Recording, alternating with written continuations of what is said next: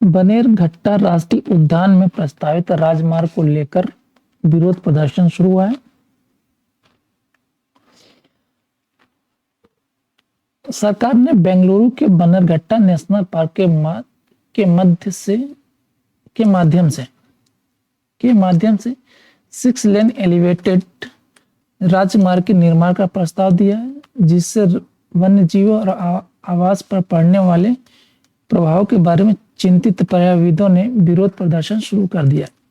बनेरघट्टा राष्ट्रीय उद्यान लुप्तप्राय एशियाई हाथी, बाघों और अन्य प्रजातियों का एक महत्वपूर्ण जैव विविधता हॉट स्पॉट घर है। क्या है? लुप्तप्राय एशियाई हाथी, बाघों और अन्य प्रजातियों का क्या है कि महत्वपूर्ण जैव विविधता हॉट स्पॉट घर है। कौन सा? बनेरघट्टा राष्ट्रीय उद्यान।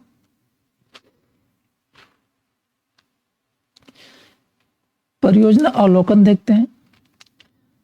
भारतीय राष्ट्रीय राजमार्ग प्राधिकरण यानी कि NHAI यानी कि national highway authority of India ने सैटेलाइट टाउनशिप रिंग रोड यानी कि STRR परियोजना के हिस्से के रूप में बनेरघट्टा और जिगनी रोड को जोड़ने वाले 3.85 किलोमीटर की दूरी पर एक फ्लाईओवर बनाने की योजना बनाई है। एलिवेटेड हाईवे राष्ट्रीय उद्यान के 27.45 एकड़ मुख्य क्षेत्र और 14 एकड़ बफर जोन से होकर गुजरेगा। किससे? 27.45 एकड़ मुख्य क्षेत्र से और 14 एकड़ बफर जोन से होकर गुजरेगा। कौन सा? एलिवेटेड हाईवे राष्ट्रीय हाईवे क्या होगा? इसका उद्देश्य बेंगलोर के आसपास के 7 शहरों, कौन सा कितने शहर? 7 शहरों को जोड़कर यातायात की भीड़ को कम करना है। NHI के राष्ट्रीय वन्य जीव बोर्ड से क्या है? वन्य जीव बोर्ड से मंजूरी मिल गई है और दिसंबर 2025 तक निर्माण पूरा होने की उम्मीद है। कब तक? 2025 तक, दिसंबर 2025 तक। पर्यावरणीय चिंता क्या है हमारा? संरक्षणवादियों ने वन्य जीव और आवास पर संभावित प्रभाव के बारे में चिंता जताई है। बनेरघट्टा राष्ट्रीय उद्यान कुछ खंडों में एक संकीर्ण संरक्षित क्षेत्र है। क्या? संकीर्ण संरक्षित क्षेत्र है। राजमार्ग उपलब्ध हाथियों के आवास को कम कर देगा। क्या कम कर? किसका? हाथियों के आवास को कम कर देगा और पार्क के 100 निवासी हाथियों के साथ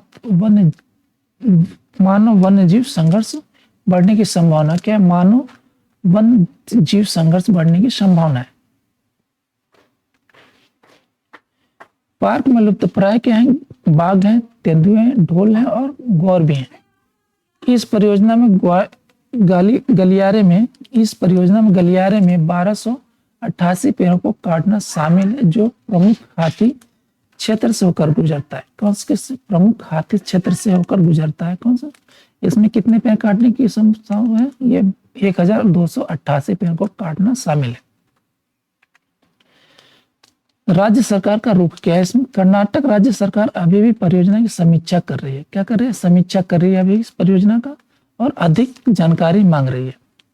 वन मंत्री का लक्ष्य ऐसे समाधान ढूंढना है जो पार्क की सुरक्षा करते हुए यातायात की जरूरतों को पूरा करे। किसका? यातायात की जरूरतों को पूरा करे। इसको वन मंत्री का लक्ष्य ऐसे समाधान को ढूंढना जो पार्क की सुरक्षा करते हुए यातायात की जरूरतों को पूरा करे। NHAI का तर्क है कि वन्य जीव पर्यटन के वैज्ञानिक अध्ययन के आधार पर संबंध उपाय तैयार किए जाएंगे। सरकार इस परियोजना को बनेरघट्टा जिगनी के बीच भीड़ भाड़ से राहत के लिए आवश्यक मानती है।